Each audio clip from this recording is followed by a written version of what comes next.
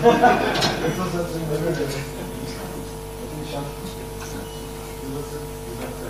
you?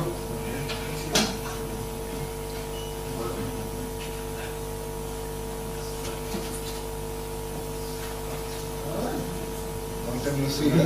Too long. Too long.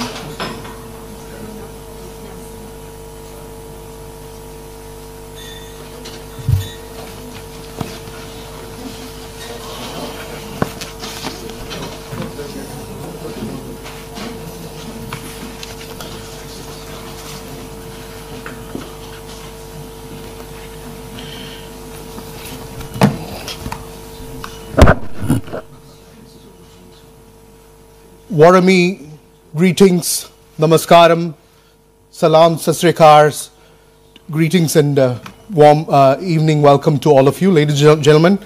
What a great honor to be here today amongst all these dignitaries we have and all of you who have made it in spite of a very important day and auspicious day being Diwali. So before I begin, I wish you all a very warm Diwali. Greetings to all of you.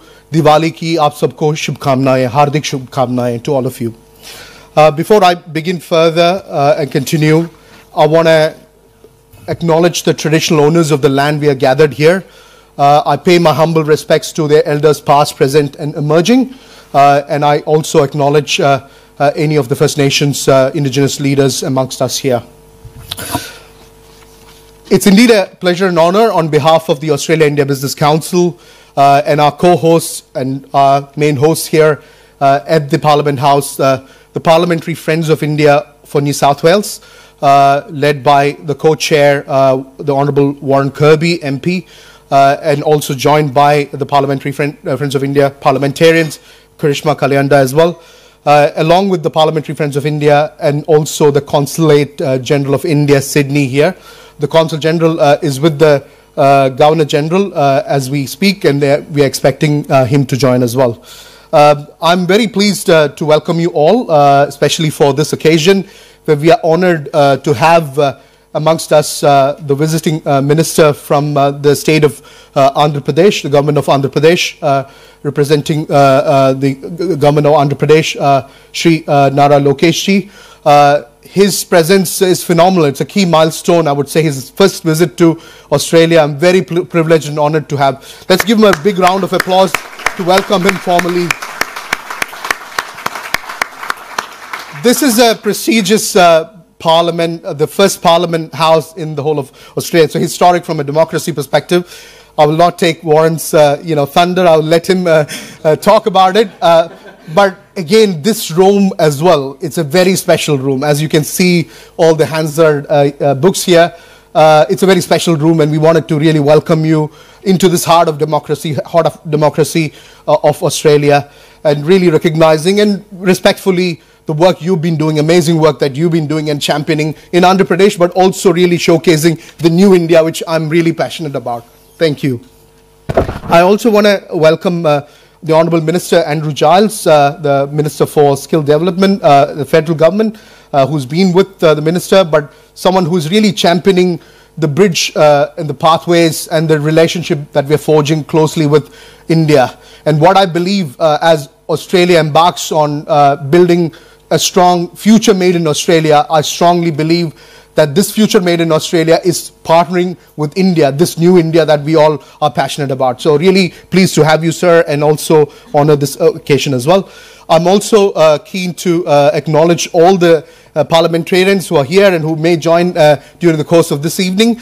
All the business leaders here, industry partners here, a strong diaspora community and business leaders are here. So we really acknowledge that this new phase of Australia-India relationship where this people-to-people linkage is driven by the diaspora leaders is going to really shape and accelerate on those outcomes we are targeting. Bilaterally, we've doubled the trade between Australia and India over the last 2 years since we signed the bilateral free trade agreement from about 27 billion to about 50 billion now. We want to double that in the next 2 to 3 years, 100 billion. And all of us have a role to play, and hence we are keen to hear where we can leverage Australian industry can leverage Andhra Pradesh as the growth engine partner, as the destination for investment and also partnering growth as well. So really excited to be here and to hear from the Minister and the team here. We're looking forward to that. I also want to acknowledge our other support partners who have helped us curate this evening's event. Department of Foreign Affairs and Trade, Calvin and the team, wherever you are.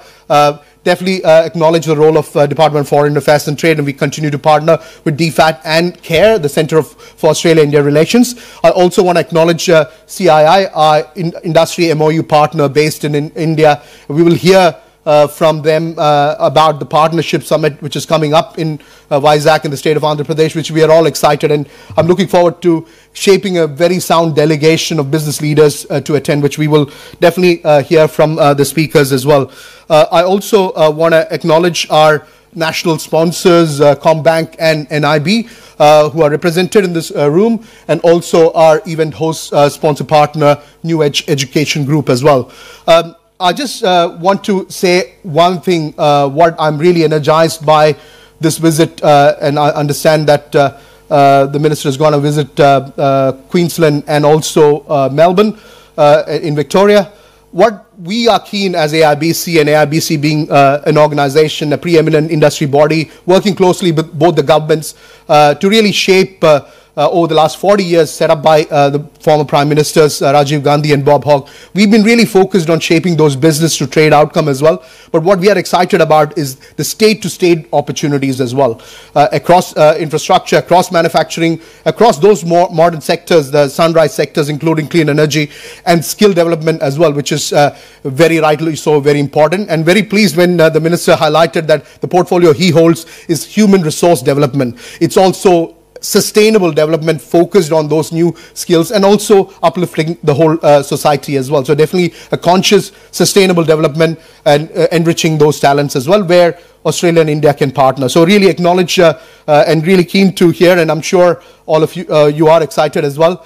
I must be honest that when we were putting together this event, we are cognizant that it is a Diwali day, but I'm really pleased that we've got overwhelming support. I wish you all well, and hopefully you can get back to your prayers and also be with the family later in the evening. So without much ado, and I will continue to facilitate this evening, I will now invite, and I thank all of you. What I would do is, if I can also acknowledge the support from Aruna Chandrala ji, wherever you are, Aruna. Yeah, you are here. We might just do a token of welcome for the two guests we have. If I can invite the Honourable Minister.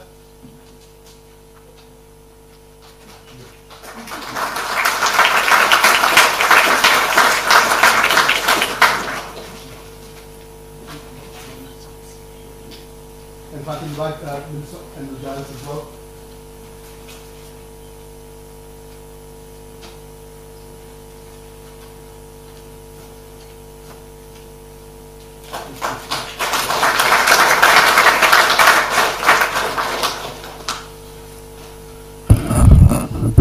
Thank you all. We'll kick off without much ado. If I can invite the Honourable Warren Kirby MP, the co-chair of Parliamentary Friends of India, New South Wales, and member of Riverstone, to offer his remarks and his welcome as well on behalf of the Parliament.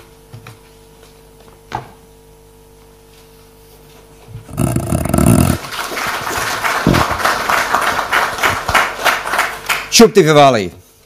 I think that's how we should start this evening's proceedings. I would also like to acknowledge that we are meeting here this evening on the land of the Gadigal people, and who are the original custodians of this region of Sydney, one of the very first places in all of Australia to be colonised. And we are meeting in the oldest parliament in New South Wales, and I extend my respects to elders past and present and any people of Aboriginal heritage that may be with us. Meeting here in Australia's oldest parliament, the People's Parliament, specifically in this room, the Jubilee Room, is just as auspicious in some ways as the day that we are celebrating. Up above us we have the Greek goddess of knowledge, who looks down on us and reminds us that knowledge is the mother of wisdom and virtue. This occasion that we're talking about, we're celebrating. Many people tonight, I'm sure, will pray to the goddess Lakshmi for prosperity, and we know that this all comes as a response of lifelong learning, of making sure that we get to know one another, and all of that comes through education. So to be in this room on this day for the meeting that we're having is something to tell us about the things that are all coalescing to make sure that this relationship between India and Australia really kicks off. And there are many, many ways in which we complement one another in this relationship. I should acknowledge we have some MPs in the room. We have Justin Clancy hiding over the back there, who's just joined us. We have Charisma Kalyanda, who are my parliamentary colleagues here. Special thanks to Minister Giles for bringing Minister Lokesh to visit us in this wonderful occasion. Your very first visit. I hope that it is better than your US experiences.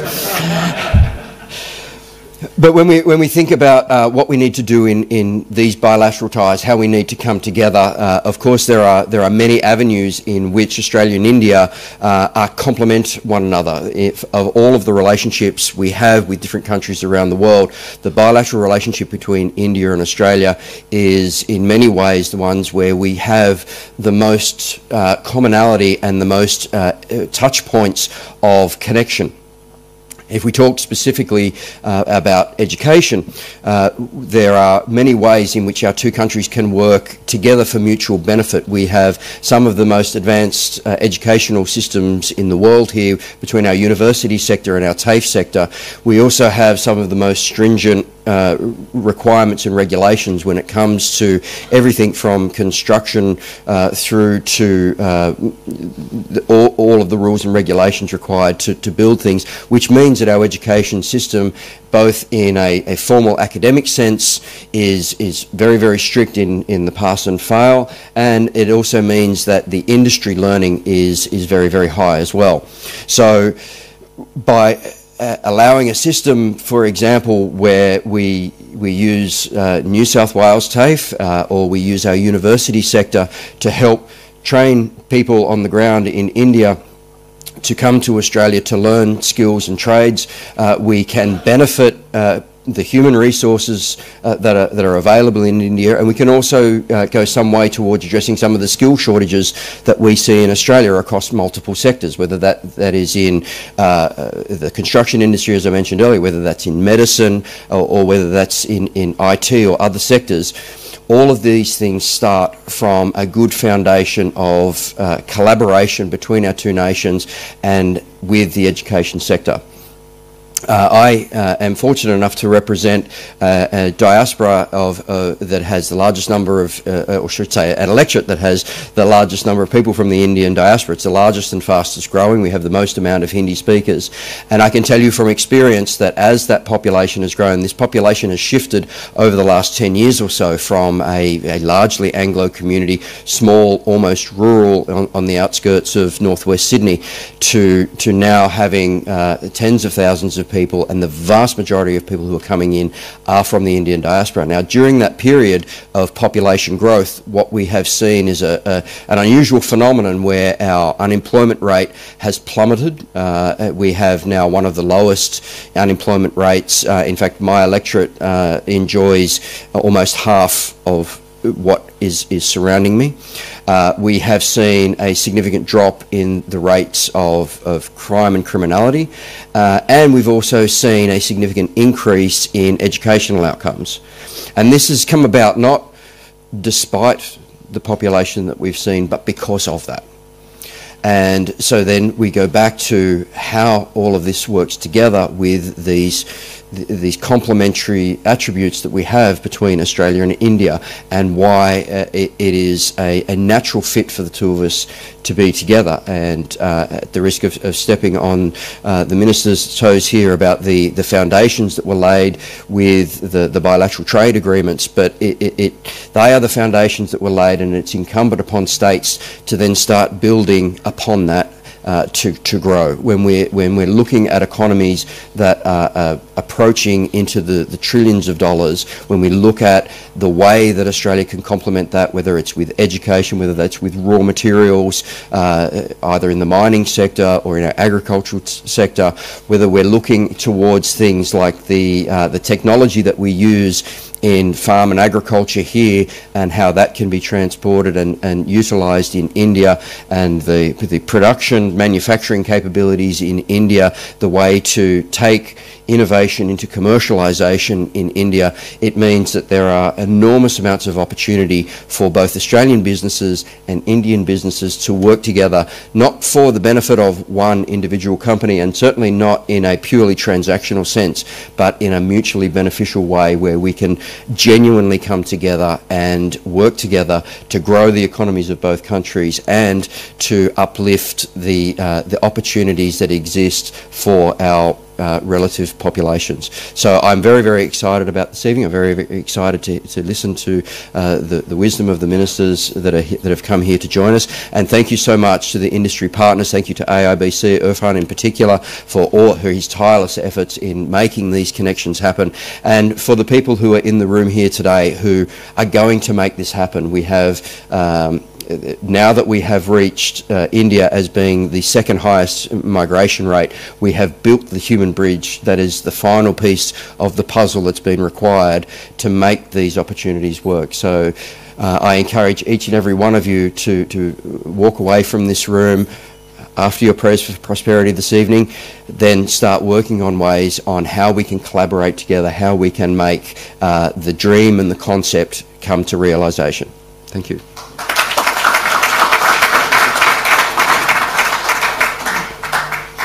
Thank you, Warren, and thank you for those insightful words and impactful call to action. And we'll look forward to again visiting India together with the business delegates to make some of those impacts happen as well. Thank you. Definitely. First landing into Vizag. Yeah. Thank you. Now I invite the Honourable Minister Andrew Giles, the Minister for Skills and Training, Australian Federal Government, to share his thoughts and insights.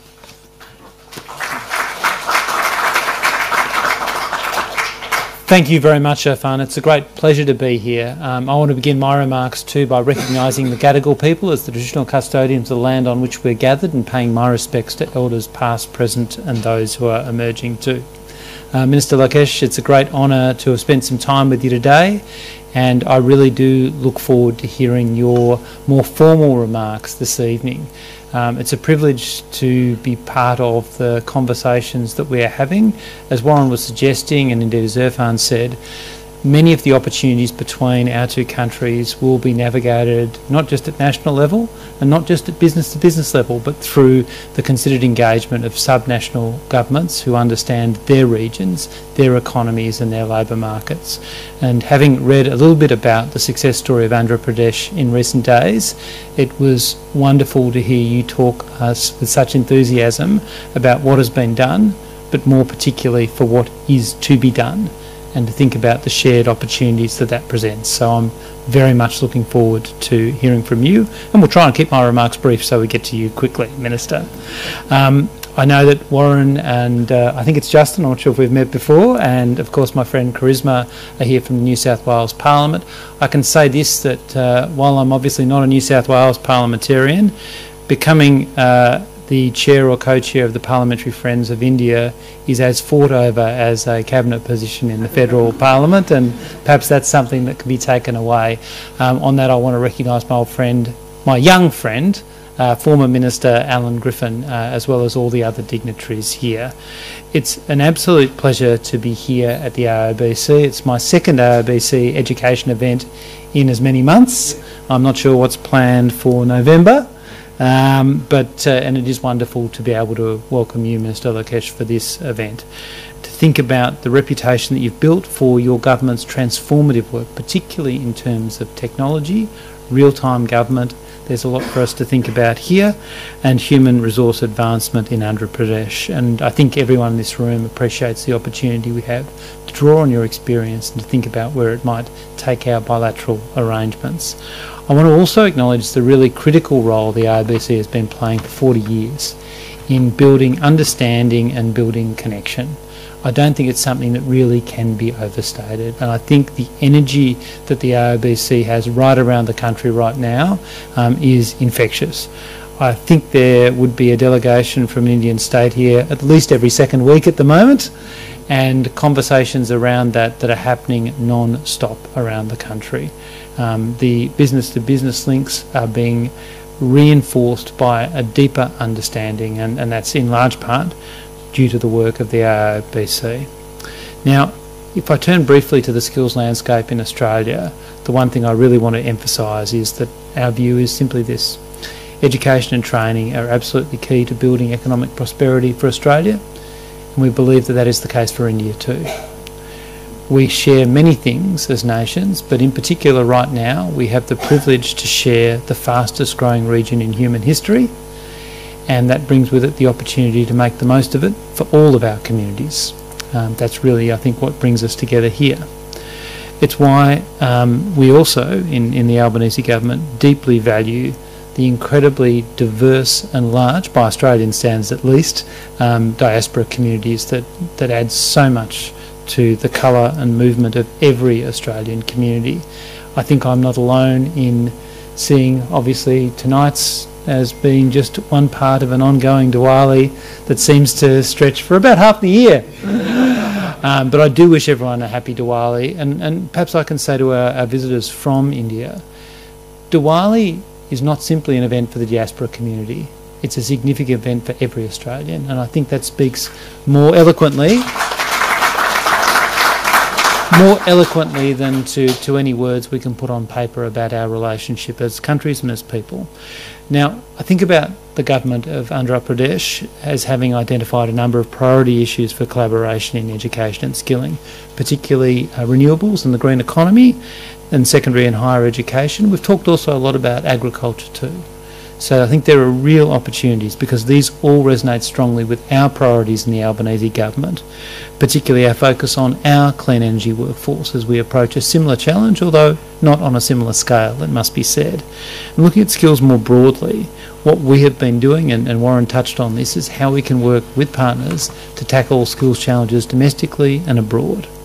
I think we can say that we've made significant progress in that regard, in particular by building more cooperative arrangements at a national level, working with our partners in the states and territories through the $30 billion National Skills Agreement, as well as through rolling out Free TAFE to deliver training in areas of need. So what I'm trying to do is effectively to emulate what you and your Chief Minister have been doing for quite some time, to use the role of skills and training and the levers that are available to me to look to identify problems and then to solve them by bringing people together in that shared understanding. And I think there are so many opportunities to take this conversation forward. I note that, of course, India, amongst its other attributes, is one of the youngest democracies on the planet.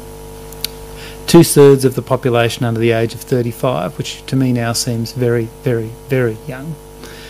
There's obviously a huge group who are already or about to become the next generation of skilled workers, ready to embrace opportunities their parents couldn't have dreamed of, and those that we can't yet imagine too. And I do think that Australia's vet sector and our higher education sector too are well positioned to be part of this extraordinary transformation of workforce. And that's something that we need to think about through effective engagement and listening, through forums like this, through industry partnerships, and through deepening our people-to-people links more broadly.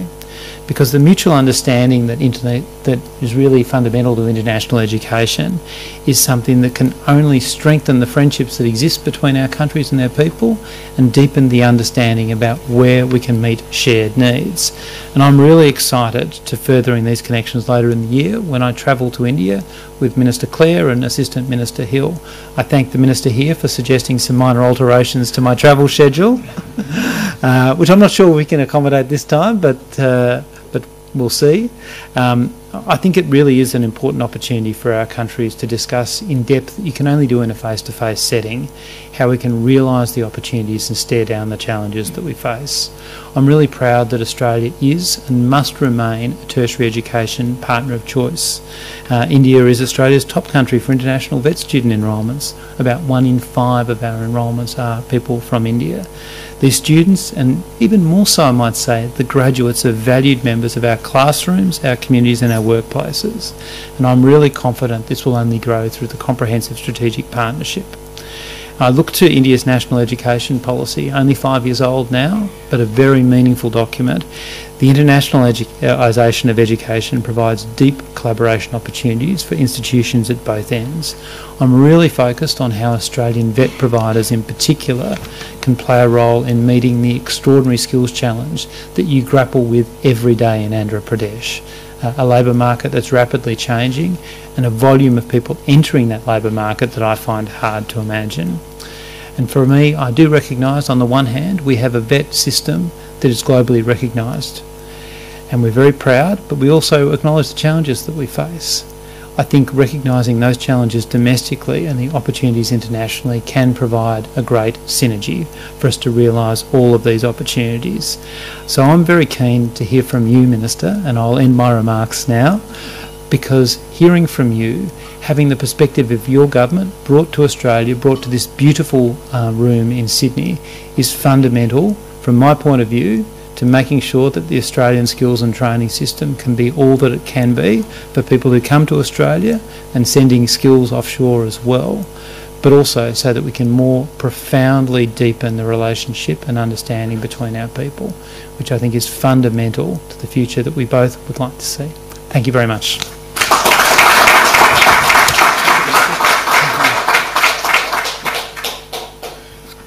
Thank you, Minister Giles, for your insightful words, and I think that strong reinforcement of partnership, recognizing the strengths and the opportunities to forge this relationship on, led by the skills opportunity is a key here, and I think it's a long-term opportunity that we want to share and leverage. Thank you again, Minister, for your words. Before we hear from the Honourable Minister, Minister Nara Lokesh, we do have a short presentation on the CII Partnership Summit 2025, which is again really showcasing the opportunities in Andhra Pradesh.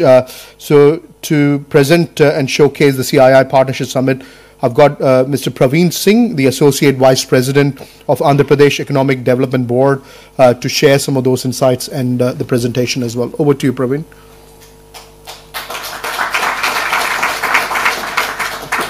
I'll sit from there. Okay. Thank you.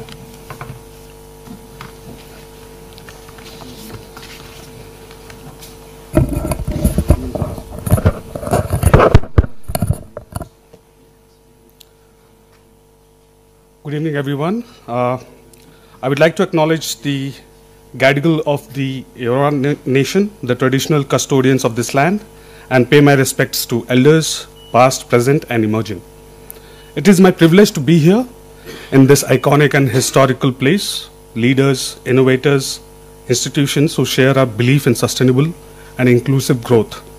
Today, I bring to you the story of Andhra Pradesh, a coastal, connected, and competitive state that is emerging as India's new economic powerhouse.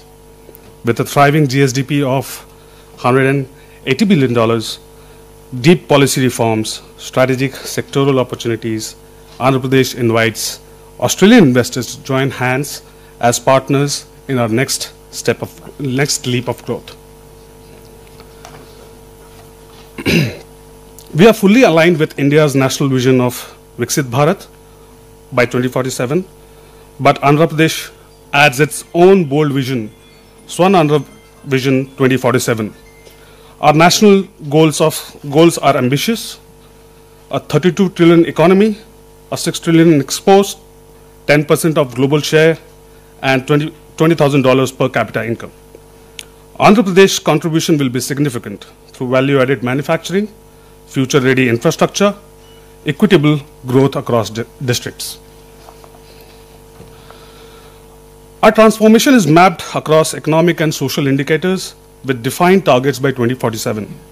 Literacy will move from 72% to 100%.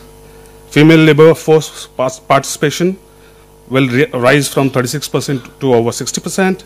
Skilled workforce to over 95%. Urbanization to 80%. Economically, GSDP to $2.4 trillion. Per capita GSDP to over $42,000. Merchandise exports to $450 billion. And renewable energy share from 35% to over 75%. These are not projections. These are milestones with live policy tracking. Andhra Pradesh economic model is anchored on 7 powerful pillars that reflect both intent and action. Policy framework, over 25 active policies across sectors ensure clarity, speed, and investor assurance. World-class logistics with 6 ports, 3 industrial corridors, seamless highway railway connectivity. We offer among the lowest logistics cost in India. Amravati, a greenfield capital, designed as India's most modern capital city, built with smart and sustainable infrastructure. Future-ready workforce with a skilled database covering 3.5 crore citizens and 200 plus hubs aligned to sectors like AI, clean tech, and manufacturing. Quantum and deep tech, home to India's upcoming Quantum Valley. Green Energy Valley with 160 gigawatt of renewable energy potential. At the core of all this is our governance model led by Honorable Lokesh Sir, powered by AI-driven, tech-enabled workflows, ensuring real-time monitoring, predictive action, investor-first service delivery. Industrial Policy 4.0 serves as the overarching framework guiding Andhra Pradesh economic transformation. Our reforms are built on 6 principles: speed, product quality, low logistics cost, employment generation, tech readiness, and circularity. Climate action policies include clean mobility, included renewable energy and waste to value recycling initiatives. Sectoral policies span across aerospace, food processing, MSMEs, tourism, minerals, and sports. Technology-focused policies support drones, electronics, semiconductors, space, data centers, and innovation ecosystems. Andhra Pradesh is also India's maritime gateway to the east, with over 1,000 kilometers of coastline, the second longest in India. Our plan is to have port, shipyard, or a harbor every 50 kilometers. Key ports include Visakhapatnam, Kakinada Gateway, Gangavaram, Machilipatnam, Krishnapatnam, Ramyapatnam, Mulapeta. Australia as a maritime economy will find strategic logistics and shipbuilding opportunities here. Andhra Pradesh is also creating global competitive aviation and aerospace cluster across Kurnool, Tirupati, Danakonda, and Madakasira. The Civil Aviation University at Bhogapuram will train more than 5,000 aviation professionals annually. From drone manufacturing to sustainable aviation fuel, AP is ready to partner with Australian OEMs, training academies, and MRO majors.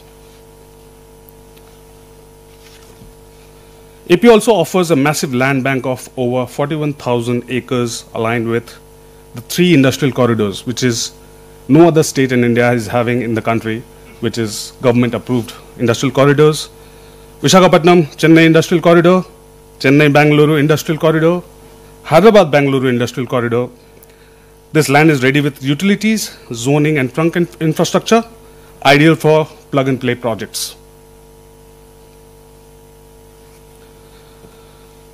We have also identified high potential clusters in petrochemicals, which is in Mulapeta and Krishnapatnam, food processing, Rayalaseema and Godavari Belt, iron and steel, Kadapa and Anantapur, pharma and medtech, Visakhapatnam, electronics, Tirupati, Koparthi.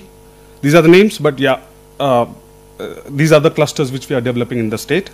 Renewable energy in Anantapur, Kurnool and Kadapa. Each cluster is policy backed and investment ready. Amravati is being built on a model capital city, combining strategic location, thematic city zoning, world-class institutions, smart infrastructure and utilities with access to highways, ports and airports, Amaravati offers a compelling destination for urban innovation and administration. Andhra Pradesh is also one of the first Indian states to commission a green hydrogen valley with goals across indigenous hydrogen manufacturing, clean fuel-based startups, R&D clusters, and global academia collaboration with 160 plus gigawatt of RE potential. This is a natural fit for global clean energy firms from Australia.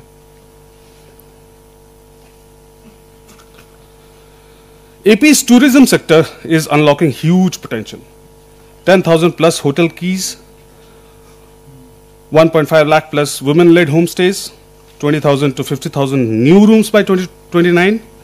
Private investment target is $2.9 billion by 2029. Tourism GVA doubling from 4.6% to 8%, connected by a single tourism super app.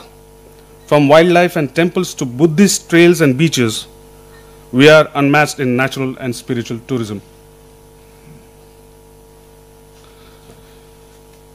Now Visakhapatnam, it's now a leading tier 2 tech hub with 48 universities, institutions, more than 25,000 affiliated colleges, over 38 million people in tech talent catchment.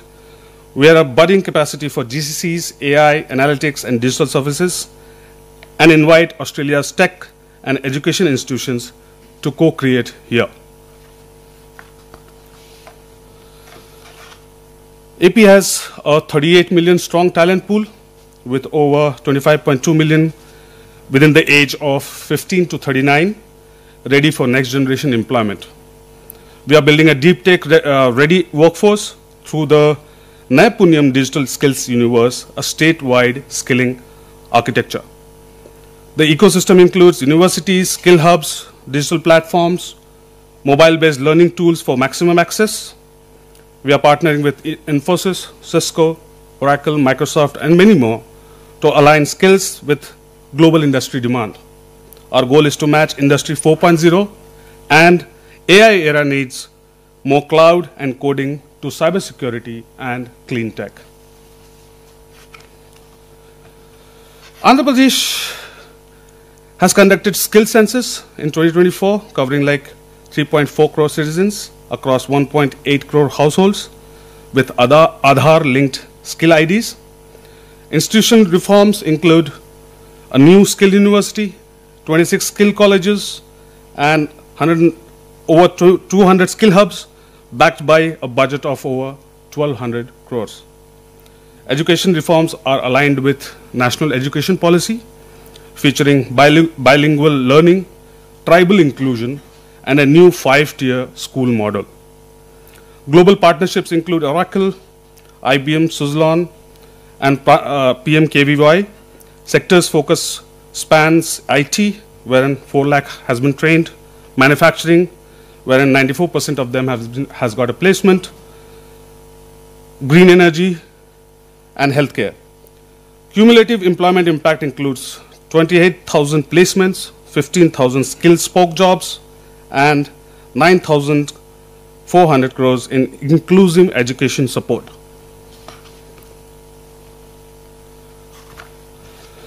In Vijayawada and Rajahmundry, we have launched the Ratan Tata Innovation Hub, which is focused on one family, one entrepreneur. Angel and VC access, corporate and educational partnerships, infrastructure, clean rooms, prototyping labs, Internet of Things. We welcome Australian accelerators and R&D groups to connect with this bottom-up entrepreneurship platform. Andhra Pradesh is pioneering governance 4.0, a data-driven, AI-enabled, and people-first model. A state data lake will unify all government data into a single source of truth, enabling cross-department insights. Our Aware Hub, going live by November 2025, will monitor 42 real-time parameters from satellites, drones, CCTVs, and Internet of Things IoT devices. The AI intelligence layer will will detect patterns, trigger responses, and guide predictive governance. Citizens will access 700 plus public services via WhatsApp with real-time redressal going live by August 15th. It has already been live, sorry. Sorry. This is not a pilot, it's a quantum governance at scale, and Amaravati will lead India's transformation. In just past 12 months, AP has secured over 120 billion in investments with the potential to create 7 lakh jobs. These are across clean energy, electronics, food processing, and ports, and reflect real investor confidence in AP. I would like to invite all of you to the Partnership Summit 2025 to be held on 14th to 15th November. The venue is Visakhapatnam. This will be a landmark event showcasing project-ready pipelines, MOU signings, and global cooperation across industry and innovation. Let me conclude with a heartfelt invitation. Join us in building sustainable, inclusive, globally competitive, and innovation-led economy. Let us shape the next decade together as partners, collaborators, and chain makers. Thank you.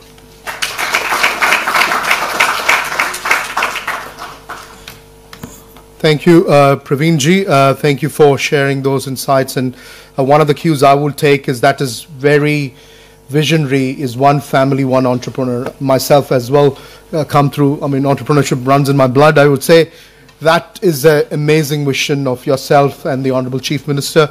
So we are definitely keen to partner on that. And really, I want to bring those accelerators and investment funds as well and scale-ups to leverage Andhra Pradesh as the soft landing, for destination for India or India market access. Thank you again, and really looking forward to joining you all at the CII Partnership Summit. Definitely, I'm looking forward to going and looking forward for the other businesses to join as well. So without much ado and without any further delay, I want to invite the Honorable Shri Nara Lokesh, the Minister for HRD and IT, Government of Andhra Pradesh, to address the gathering, and everyone's looking forward to hearing from you. Thank you again.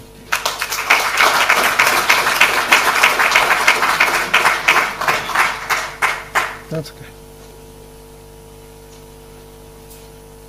A very good evening. Thank you very much for having me here. I would like to specifically thank the Honorable Minister Andrew for spending almost a better half of a day with me and sort of welcoming me and explaining to me how Australia works, especially on the skill side of things. So really appreciate your time. I'd like to also thank the Honorable Member of Parliament, Warren, who's here, Justin, who's also here, and Karishma. Thank you very much for hosting me.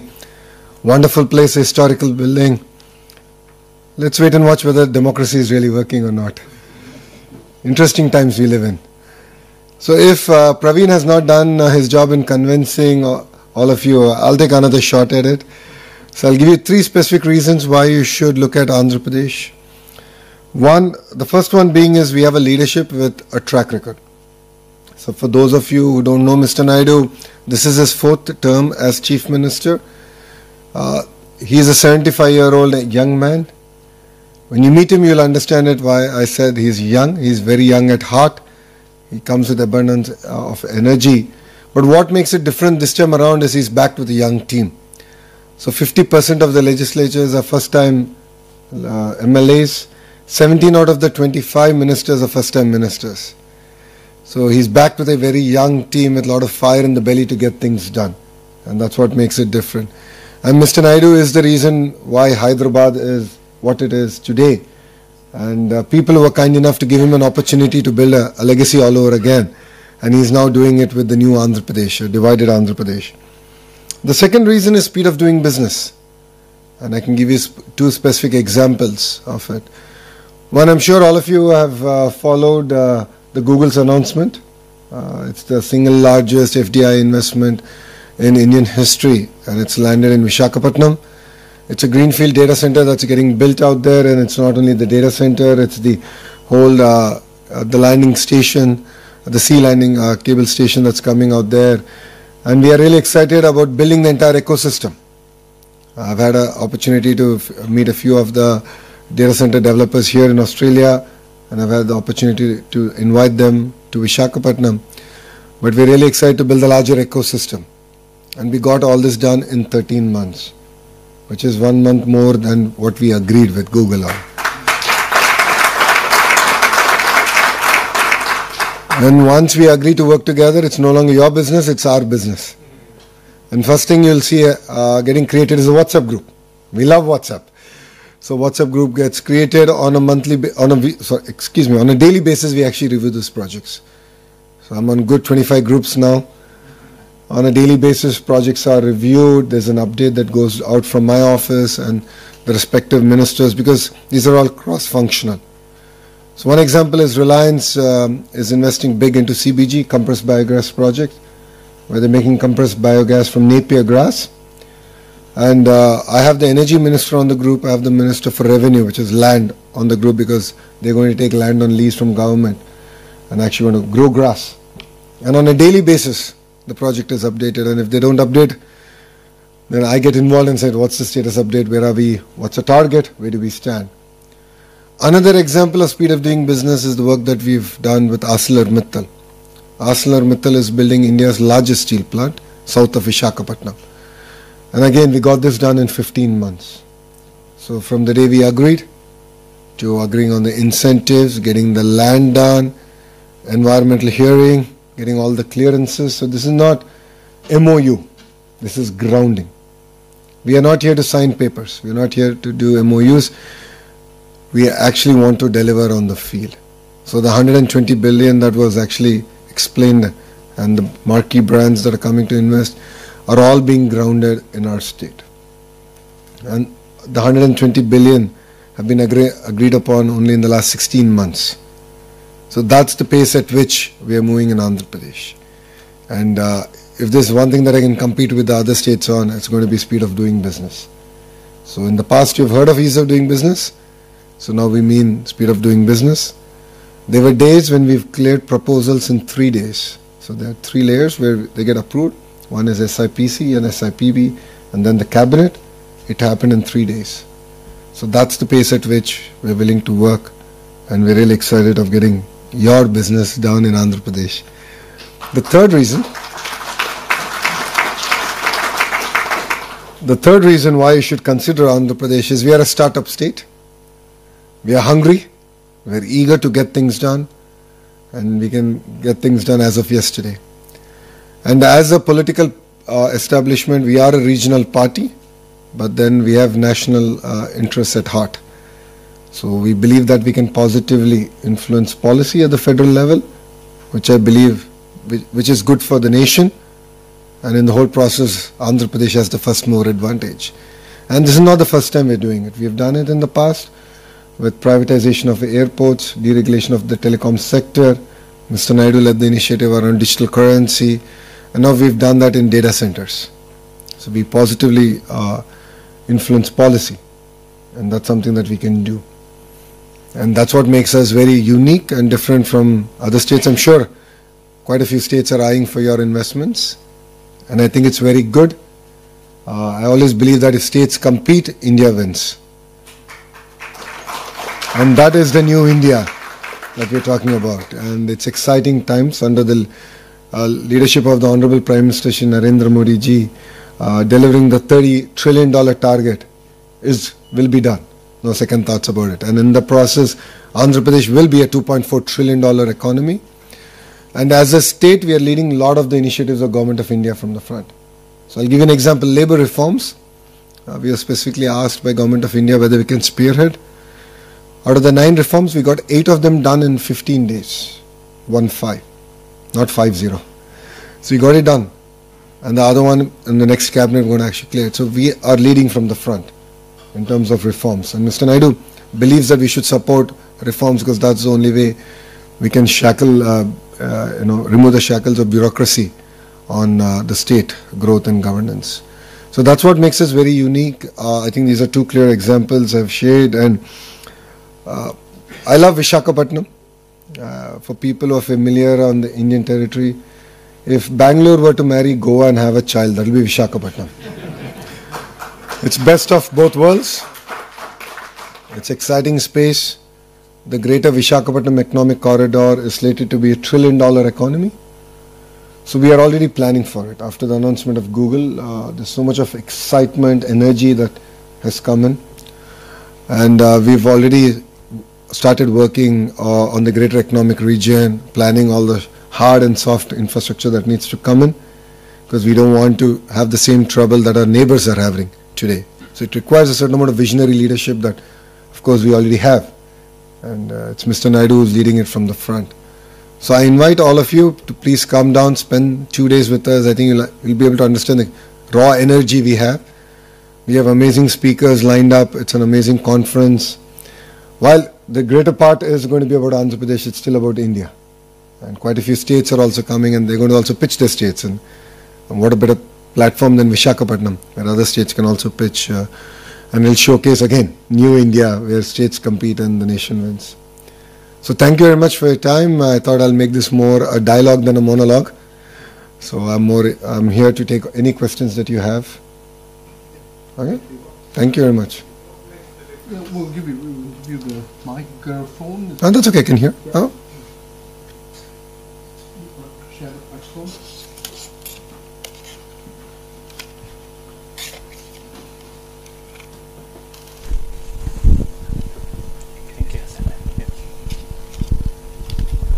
Sorry, I'm Shravan Kumar. How are you? Great. Yeah, so what makes the difference from the past government to yours? Because the pain I had personally with the investment, so-called, with the previous government, and then I lost my father, been fighting with legally, politically, everything. What makes the difference with your government then? Well, people have spoken. We won 94% of the seats we contested. Yeah. It's a clear mandate given to us to create jobs. And we actually we made a promise that we're going to create 2 million jobs in 5 years. Yeah. It's a very bold promise, and that's why I'm here. That's what brings me to Australia. And I think day after tomorrow, the Honorable CM is going to UAE. We've done roadshows in Singapore. I was in London. We've done some very exciting work there. But see, one thing if you notice is that, yes, there was a little bit of pain in the last 5 years, but the policies that we created, or companies that landed in Andhra Pradesh between 14 and 19, Kia and few others, though they had challenges, but none of the incentives or the policies that we came could be overturned. Because whatever we do, the policies that we come out, have a strong institutional framework that stand the test of time and politics. So this is Mr. Naidu's 4th term. It's not his first term. He's a very seasoned politician. He understands the importance of system policies and ability to implement them.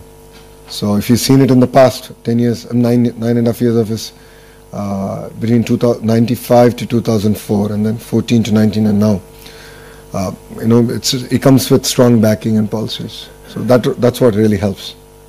And the mandate is clear, 94%. I mean, it's with a lot of humility we take that, and we are here to deliver on our promises, which is to create jobs. And in the process, we'll end up creating a vibrant economy called Andhra Pradesh. Thank you. No. We'll just finish, and if you have time, we'll come. Huh? Most of the world, India knows Chandra Naidu as a national leader, but for us who were born and brought up in Andhra Pradesh, we first heard the word visionary and understood its meaning when these people are talking about Chandra Naidu. Very kind of you. Visionary activities 25 years ago, be it Rise Bajra, be it getting all the government employees to do clean and green programs. IT is just one of them. Janmabhoomi. As well as everything, because we criticized a lot at that time for getting a 4+. He still is being criticized.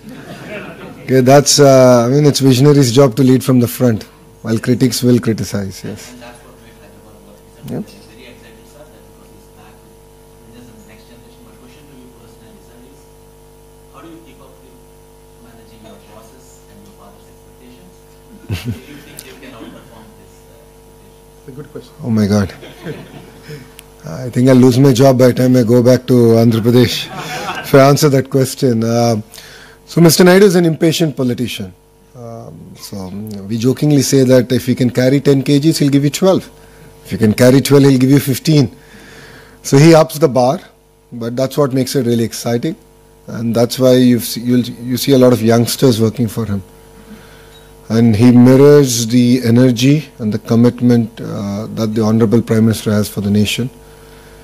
And there's this new term called double engine sarkar, which is double engine train government in India. It's called double engine government. That means it's the same government in the state and in the center. I say we have a double engine bullet train sarkar, which is 2 engines bullet train government. Because you have Mr. Naidu and you have the Honorable Prime Minister. They bring raw energy and passion. Both of them are 75 years old, but you don't see that age on them. But we're leading from the front, and that's what makes it very unique and exciting. I think it's very difficult to live up to the expectations of Mr. Naidu because it's a moving goalpost. The closer you get, it keeps going.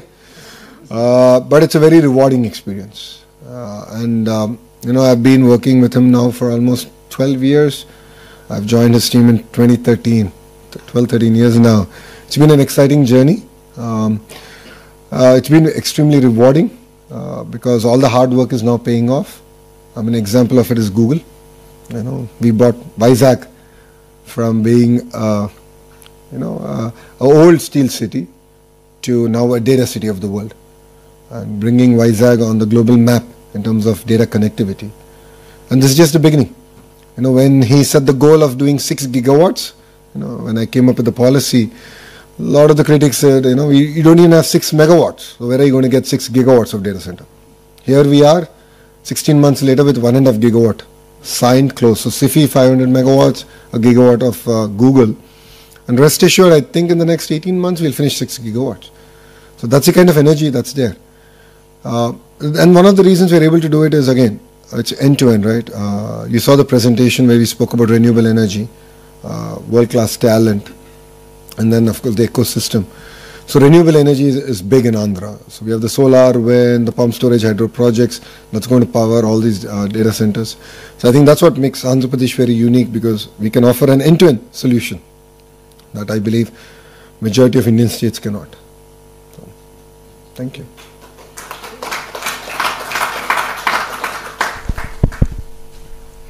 Not sure if we need the mic. Thank you. That was a lovely presentation to all of you. And thank you for addressing everybody. My name is Hemant Babbar. I'm with the IBC. Sir, firstly, congratulations on the $15 billion you've scored from Google. Thank you. I hope that's just a start. You've been here for, some time now. Yeah, 2 days. 2 days is pretty good. Actually, 24 hours. 24 hours, okay. Look at the time from I landed to where I am now. So have you rested at all? Well, I hope. Where do you see, in your opinion, Australian businesses entering into Andhra Pradesh with what you've seen so far? And where do you see those opportunities aligning between the two countries? I think that's a very good question. If you look at sectors like skill development is one sector that I saw there's great opportunity. Education, again, a lot of work that we can do together. Mining is a sector, of course, it's a natural sector for both Andhra Pradesh and Australia to work together. Parallelly, I've seen agri-tech as one of the areas that we can possibly collaborate. Today when I had a lunch with a few of the CEOs, one thing I said in agriculture is it's not just about wheat and corn. There's a lot more innovation that we can do around horticulture, sectors like mushroom, which today don't exist in Andhra Pradesh. So agri is a very, very big sector for us to sort of focus and collaborate. You do have a vibrant startup ecosystem. That's one thing. Through the Ratan Tata Innovation Hub, we can sort of collaborate, and India is an amazing launch pad in that sense. So these were a few of the sectors that we thought we can start working together on. Renewable energy, of course, is very something that we can build on. You have an amazing education system here around it. So sharing with the Honourable Minister here that green molecules, so taking renewable energy to green molecules is going to be very, very important for us as a state. So that's another area that we can collaborate.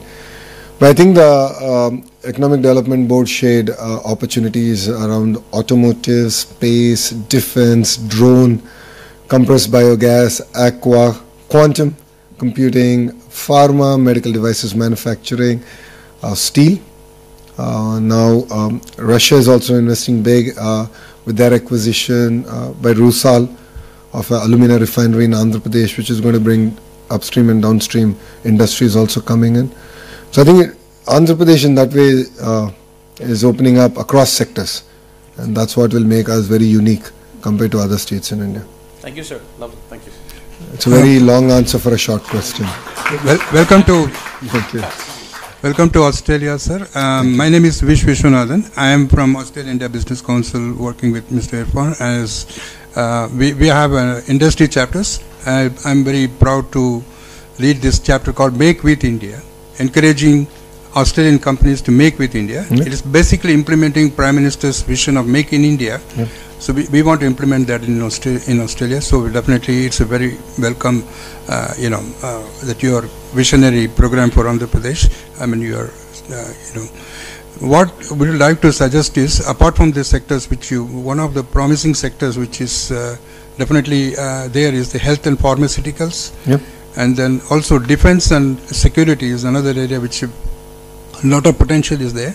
And the third one is the sports. As you know that Australia is also, we're going to have the Olympics, and there are many other games going to be happening in Brisbane. So there's another sector which you may like to consider. So together, as to assist you from Make in India point of view, we are there to assist you. No, thank you for bringing up sports. I believe that's very important. It builds a lot of character and resilience. I'm getting an opportunity to meet quite a few of the universities and understanding the sports program. A few of them who are very specialized on sports, and I'm looking at actually bringing them to Andhra Pradesh and trying to build the entire ecosystem. Because as you know, India is predominantly about cricket, and we want to go beyond it. And that's one area we are looking forward to collaborating.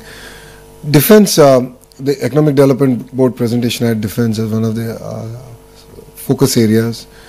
You'll be seeing announcements coming soon in that sector also. So we are very focused on that. And I believe on the power of clusterization, where vertical and horizontal integration is going to happen, where I believe that the ecosystem has to should be built within a certain amount of radius. And it should be end-to-end. It shouldn't be sporadic. It shouldn't be about just one company. So whenever I meet a Fortune 500 company, the question they ask is, what can I do for you? I'm like, give me a Rolodex of all your suppliers, because I want to go chase them. Then you'll have no other opportunity but come to Andhra Pradesh.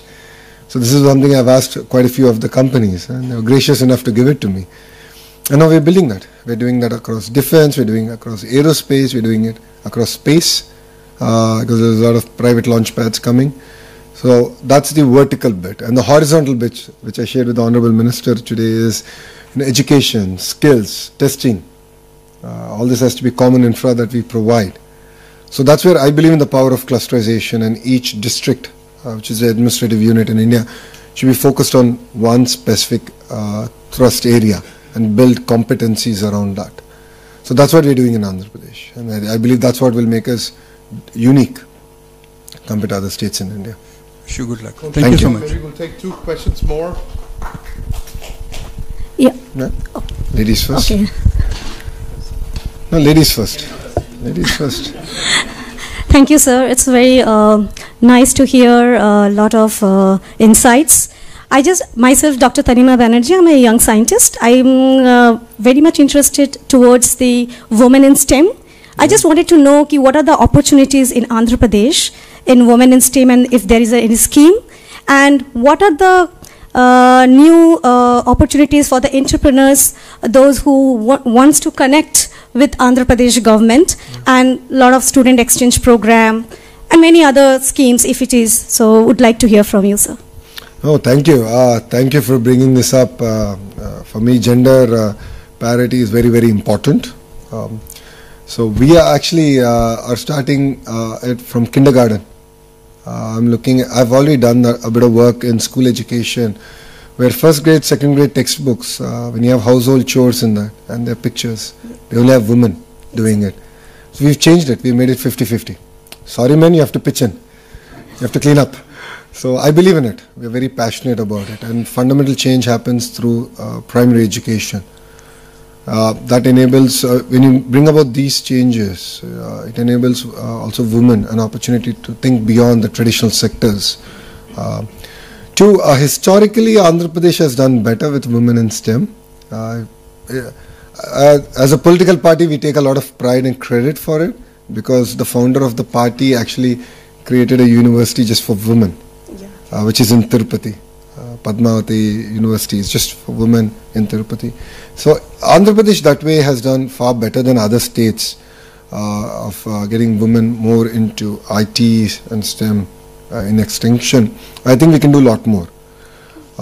I agree, exchange programs are important, and we had again an opportunity to talk with the Honourable Minister and few of your other leadership, political leadership here, to explore those. In terms of entrepreneurship, that's where the Ratan Tata Innovation Hub comes. Today it was about a larger presentation, but Ratan Tata Innovation Hub is, the main hub is in Amravati, the main center, and then you have the nodes that are out in the major economic zones. They're all being mentored by industry. So the RTIH main hub is done by the Tatas themselves, one by Adani, one by JSW, one by Mega Engineering, one by Greenco, which is the largest renewable energy company in India. So that we got all of them to mentor, because it's not just about money. Especially for startups, they need mentoring, they need access to market. That's what we're doing. And it's being led by a young IAS officer she's from IIT Kharagpur, who then went on to the Indian Administrative Service. So we've identified even administrative leadership that can support the political will to get things done. So we aligned that. So with the Ratan Tata Innovation Hub, it's just the beginning, because I think we're a month old in RTIH, but we have a clear trajectory in terms of what we want to deliver. So again, I believe that will make us different. So I also believe that if student exchange program can be happen, so Australian students could learn something new from the Indian students, and also Indian students can learn from the Australians. So this exchange will again will strong our bilateral relationship. No, absolutely. I get asked this question a lot. As an alumni of Stanford Business School, a lot of Indians ask me, why Stanford? How is it different from an Indian business school? And one of the thing I say is that, when you go to a different culture and when you're surrounded by people from different parts of the world, you tend to appreciate things far better. Exactly. And you understand a lot of context with which questions are asked and the way people contribute to your classroom. And this is my first trip to Australia, and it's been now just over 30 hours since I've set foot on your soil, and I've learnt a lot. And I'm truly amazed with what Australia and Andhra Pradesh can learn and work together on. And on that note, I would also like to thank, where's Calvin? There he is. I would like to thank Calvin and the leadership here in Australia for having me down. Honestly, if not for you, I wouldn't have made it this far. But I think, they've really curated an experience. And I was actually asking my team, does India do this? Do we have a similar program? And we should actually do it. Even at state level, we should do it, where we are able to bring in thought leaders from across the world to come and visit. I think there's a lot to offer, a lot for us to learn, and a lot that we can offer to the world. So thank you, sir. Thank you. Thank you, sir. My name is Ram Gorlamandula. I'm an illustrious alumni of Sri Sathya Institute of Higher Learning, Puttaparthi. Oh, nice. And a resident of Kadapa, but been here for the last 2 decades. Oh, wow. So I run a multi-family office practice, specifically focusing on helping Australian family offices to invest in high-growth Indian startups. Oh, nice. We have invested not in unicorns, but unicorns were created 10 years ago. So we invested in minicorns, which are now unicorns. Wow. So we hold a few of them in our portfolio today. Based on my decade-long work across these markets, there are 3 or 4 major observations that I've made. One, for example, I do a lot of work with AMTZ in Vizag. Yep. I've visited AMTZ many times, and happens to be a co-alum who is currently chairing the zone there, Mr. Sharma. Yeah. So Jitendra Sharma. So I visit there quite often. Exceptional individual. Excellent. So one of the major things that I've realized is when we try to create a market access program for medical devices from AMTZ, biggest issue was regulatory approvals in Australia.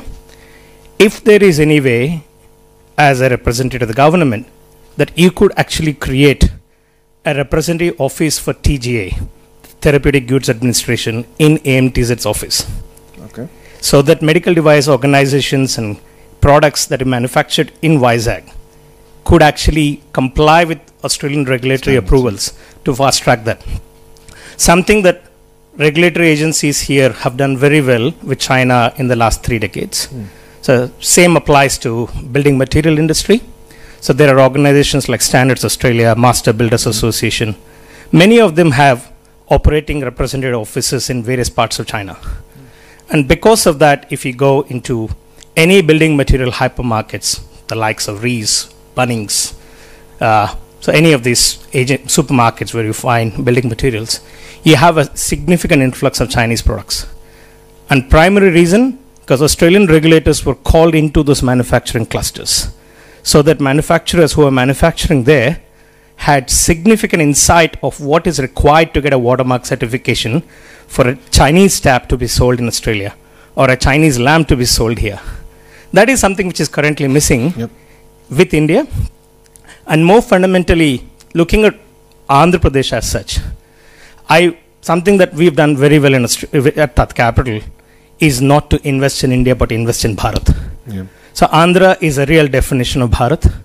So and something that I share very commonly with many of my tech entrepreneurs here, Australian tech ecosystem is already significantly late in embracing Indian tech employment scene. So don't go and compete for talent in Hyderabad, Bangalore, Chennai, Mumbai, where it is significantly overcrowded. Go for new age cities like Vizag. Go for new age cities like Coimbatore. So on that note, may I be bold enough to ask you, sir, that you put a reference white paper in front of the government to say that to create an Andhra Australia Global Capability Center as a single center of excellence for all Australian technology companies to have a global capability center out of Vizag, so that every Australian company is based in a single city, and all these technology companies who are significantly late entrants compared to the Fortune 100 companies out of America are possibly discovering talent out of Bharat rather than hunting for talent out of India. Thank you. I think 2 specific asks. One, AMTZ is a great example of vertical integration and the cluster approach, right? So we got the vertical bit down. Now I have to work on the horizontal, which is the entire skills, the education, and of course testing, certification. And that's something that we take strong feedback on. The same initiative we need to do in the aqua sector and various other sectors. So I'll work with my counterparts in the Australian government, and we'll put out a paper out there, and we'll figure out this journey together. And that's something that we're going to do. Competing with other states, I think I'm doing a half decent job. I'm getting called names for doing it. But that's okay. I mean, again, I come back to the point that if states compete, India wins. Bharat wins. And that's new India.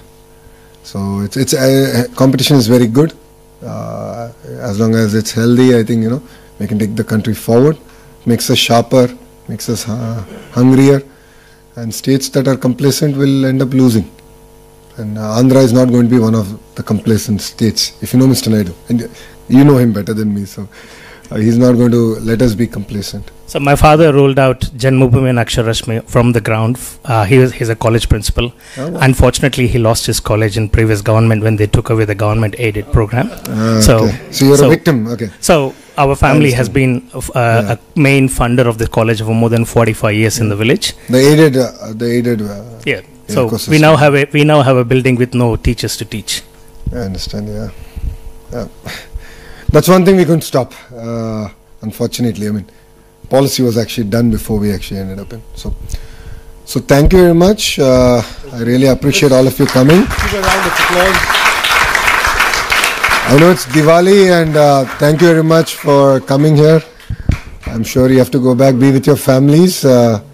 I think we'll do it offline. I think a lot of people have to go home. And just because I'm away from my family doesn't mean I take you away from your family. So I think it's very unfair. But happy Diwali, and thank you very much for having me. To the Indian Consul General, thank you, sir, for joining us. He's been a great supporter of Andhra Pradesh. Sir was kind enough to be part of the Telugu diaspora meeting we did yesterday. And I think yesterday's event shows raw energy and passion that Australia and Andhra Pradesh can do amazing work together. So I take your feedback loud and clear. I'll take your contacts from the partnership that we're going to forge here, and I'll be in touch. And I look forward from hearing from all of you, and I look forward to hosting you in Visakhapatnam, which is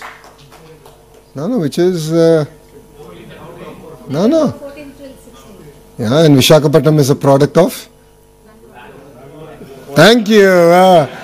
So you're coming down. That's clear, right? It's an offspring of Bangalore and Goa. I'm from Kerala, so probably a little. Thank you very much. Jai Hind. If I can hold you back here, Arunaji, a small token of thanks and appreciation, a lot of respect and love from all of us here. Actually, here all my Telugu Sandhini team is here. We do the Ganesha festival every year from last 12 years. It is on behalf of Ganesha team, and wishing you all the best to remove all the hurdles and bring best out of you. Next time I'll send you Mangalgiri scarves. My constancy, sir. Thank you very much. Thank you very much.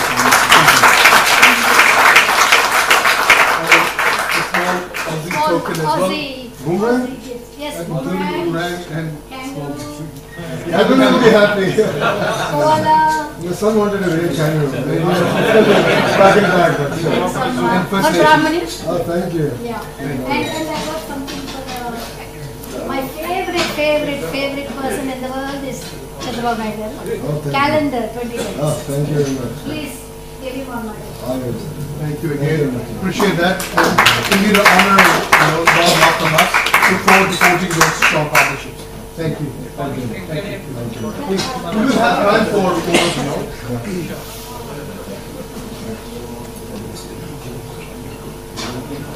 Please do be seated. Please do be seated. We'll be wrapping the session shortly.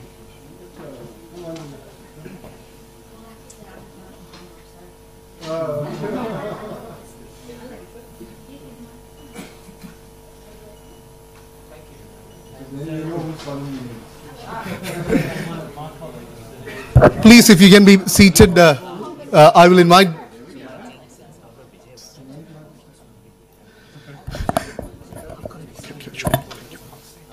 Please do be seated. We'll just wrap up the session, and there'll be opportunities for interaction and also photo as well. So I invite Dr. S. Janaki Raman, our Consul General, to felicitate and also share his special remarks. Please be seated. I promise I won't take much of your time. Thank you very much. First of all, thank you very much, Honorable Minister, for coming to the city and to Parliament, having a fruitful discussions, with you.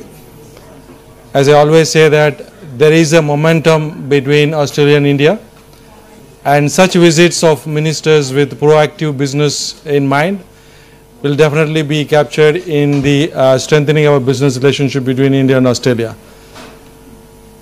The created momentum can be seen from what you do in India, whether you are going to go for some investments and export-import.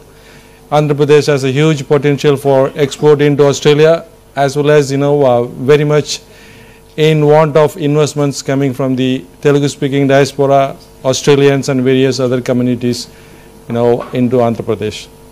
We have received a number of delegations in the past from Andhra Pradesh for, attracting our roadshows for business. I am sure, such visits will important. I am going to tell you such visits, what does such visits make? Such visits will develop trust between two countries.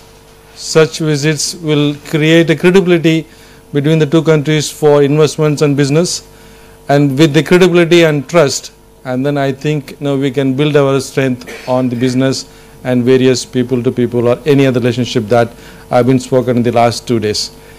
So as I said, I won't take much of your time. I just leave you here with a good night and happy Diwali. last simple slogan I always say, design in Australia, make in India. And Andhra Pradesh is there to welcome you for any of your innovations for a large scale manufacturing. And that is what we have been hearing the last 2 days. And that is my mission in Sydney. My office is a point of contact for any business with any states in India, and especially with this with minister's visit, we will have more focus on Andhra and various other states. Thank you.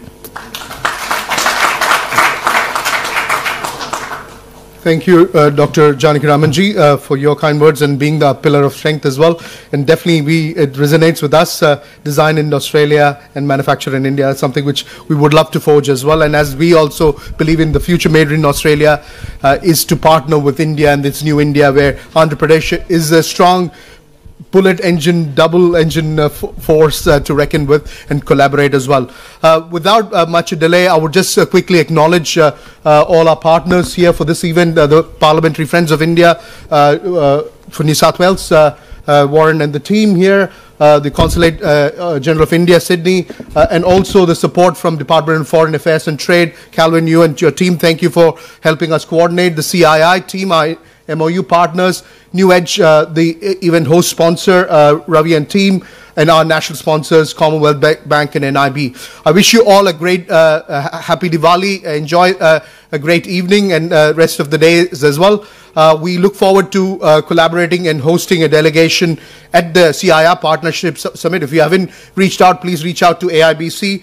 We'll be keen to facilitate and facilitate this delegation. We're already seeing a lot of interest. So if you want to be part of it, some amazing showcase and opportunity to leverage. And I've always felt this is not only an opportunity to leverage what is happening in India, but global opportunities partnering with India. So that's something which would love to curate as well and working along with you all. And please do reach out to AIBC and join us as well as we shape this future of Australia-India business-to-business relationship, forging those closer people-to-people linkages as well. Enjoy the evening and look forward to interaction and some more photographs as well as we are here for another 10-15 minutes. Thank you again. Look forward to interacting. Have a lovely evening.